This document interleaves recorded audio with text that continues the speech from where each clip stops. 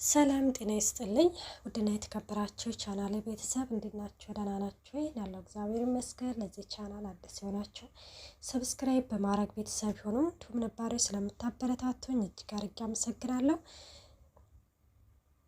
እንግዲህ ተወዳጅና ልብ አንጠልጣይ የሆነውን ቤዛ ድራማ ይዘንላችሁ ቀርበናል። እናም በባለፈው ክፍል እንደተመለከትነው ሉሲን አፍቅሮ የመጣው እንግዲህ ስሙ ጠፋብኝ። እሱ እንግዲህ አሁን ላይ ሉሲን ብሎ መጥቶ እንግዲህ ድንቅነሽ ሲል ከርሞ አሁን ላይ በዚችኛዋ በሳሮን እንግዲህ ፍቅር ውድቅ ብሏል ማለት ነው። ሳሮን ደግሞ አሁን ላይ እንግዲህ ብልሃቷን ተጠቅማ እንዲሁም ከሳሚ ጋር ተመካክረው ያው አንድ ስራ እንዳዝላቸው አድርገዋል ማለት ነው። እሱ ምንድነው ያው በባለፈው እንደተመለከትነው ሮቤል እንግዲህ ዘበኝነት እንዲገባ ፈልጎ ነበረ። እሱ ደግሞ በፍጹም እንደዚህ አላደርግም ብሎ እምቢ ብሎ ነበረ። አሁን ላይ ግን ሳሮን አሳምነው ወደ ዘበኝነቱ ገብቶ እንዲሁም አንዳንድ ነገሮችን ለሳሮን ሊነግራት እንዲሁም እነሳሚን ሊረዳቸው ቃል ገብቶላታል። እናም ሮቤል እንግዲህ አሁን ላይ ሊሸነፍ ይመስለኛል። እኔ ግን አሁንም ቢሆንም በጣም ያላመንኩን ነገር ቢኖር ምንድነው የዚህ የማን ነው የቤዛ ፍቅረኛ ማለት ነው። እኔ እሱን ማለት አላመንኩትም አሁንም ቢሆንም። እናም ደግሞ ማን ነው ያስወጋው የሚለው ነገር በጣም ነው ጥያቄ ሆነብኝ። በእርግጠኝነት ሮቤል እንደማይሆን ማለት እንደሚሆንም አላቅም፣ ግን እኔ ሳሚን እየጠረጠርኩ ነው። እንግዲህ ያስወጋውን ሰውዬ ሳሚ ነው ብዬ ነው የማስበው ማለት ነው።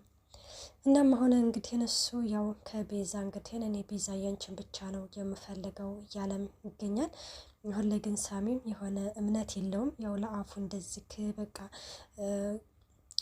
ሱራፊል ቢልም በጭራሽ እንግዲህ ከልቡ እንዳላመነው ተመልክተናል ማለት ነው።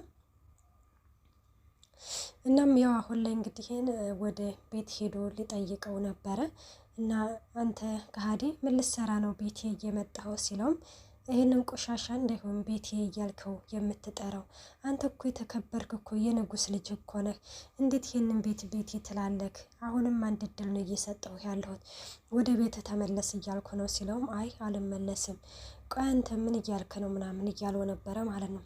እና በነገራችን ላይ ዝም ብላችሁ ከተመለከታችሁት ማለት ነው ሳሚና ቤዛ እንግዲህ ተቀምጠው ስለ ሱራፌል ሲያወሩ ስለ ሮቤል ሲያወሩ የሆነ ማለት እንደዚህ አንገቱን እንደ መወዝወዝ እንደ መቀርቀር ይላል ማለት የሆነ የሚያሳየው አክት አለ ማለት ነው።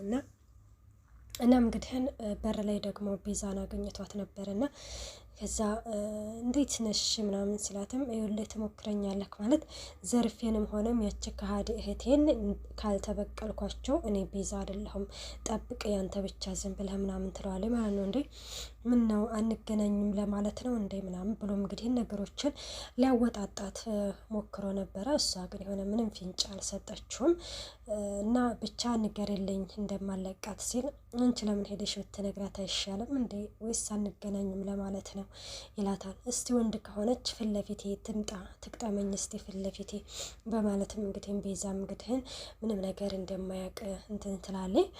እና አሁን ላይ ደግሞ እንግዲህ ህሉ ላይ ያጀሬት ያው በፍቅር ለማጥመድ ጉብቅጥ እያለች ነው። በነገራችን ላይ ተተመለከታችሁ ውስጥ አሁን ላይ ሮቤል የሆነ ማለት ወደ ፍቅር እያጫወተው ነው። በዛ ላይ ደግሞ ቤዛ ደግሞ መታለነ ሱራፌል ሉላ ከንፈሩን ስመዋለች ምናምን ሲል ምን ጭራሽ በቃች ምስኪን ልጅ እዛ ስራ ላይ ተጋፈጠች ማለት ነው አለ ሱራፌል ማለት ነው።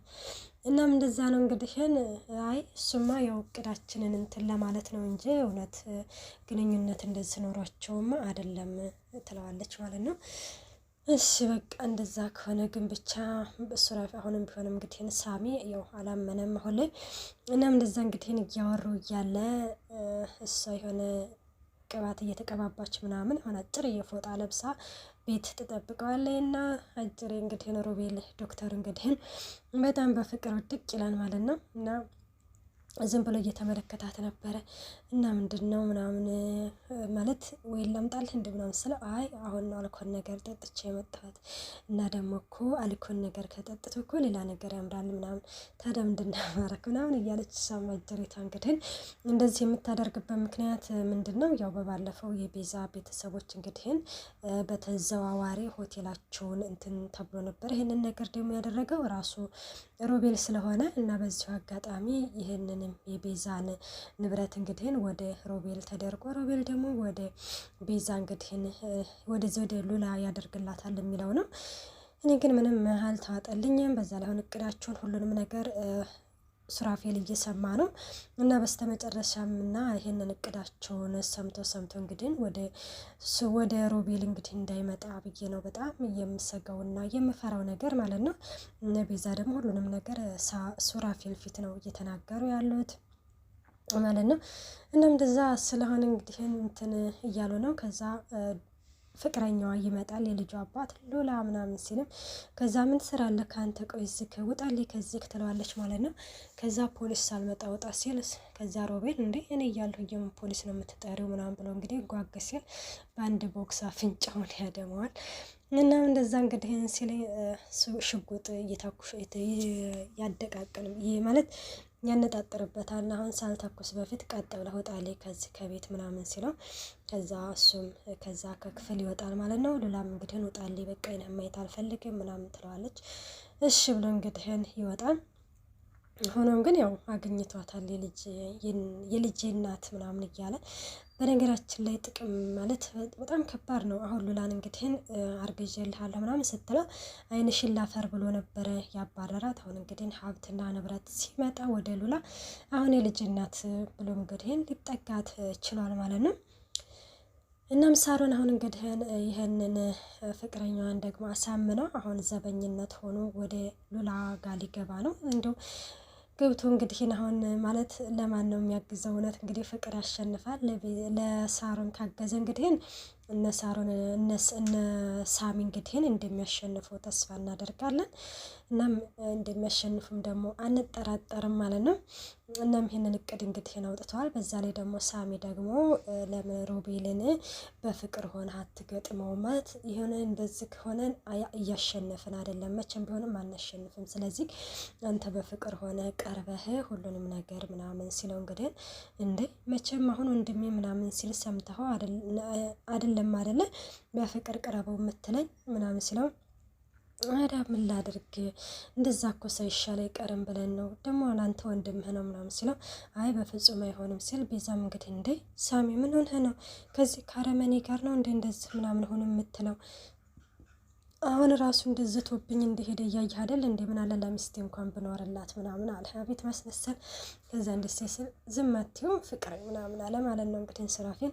ከዛ እንደዚህ ሲለኝ እና እንደው ቢጨንቀኝ እኮ ነው እንደው የጅል ሀሳብ ቢሆንም ቢጨንቀኝ ነው አለ ሳሚ። በነገራችን ላይ ጎበዝና ብልሃተኛ ነው።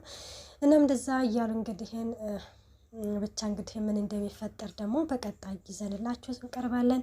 እስከዚህ ድረስ ነው ይዤላችሁ የመጣሁት። ባይ ባይ።